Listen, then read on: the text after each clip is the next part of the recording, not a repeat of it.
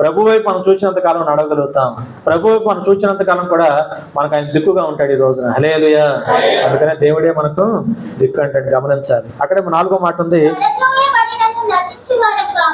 చాలాసార్లు పడిపోయే పరిస్థితి వచ్చినా నశించే వారము కాదు. పడిపోవటం వేరు, నశించిపోవటం వేరు. నశించిపోయిన వారం కాదు ఈ రోజున. చాలా మార్లు మన బ్రతుకులు వాక్యం ఉంది కదా, నీతిమంతుడు 7 మార్లు పడినను. హల్లెలూయా. చాలాసార్లు కొన్ని పరిస్థితులు వాడిని పొంగతీ వచ్చాము, కానీ నశించే పరిస్థితి దేవుడు తీసుకురాడంటే. ఇటువంటి వాగ్దానాలు మనకు ఉన్నాయి కనుక ఇవాళ శ్రమకాలంలో కూడా మనం ఈ వాక్యమును ఆధారం చేసుకొని ధైర్యం కలిగి ఉంటాం, నేర్చుకోవాలంటే. హల్లెలూయా.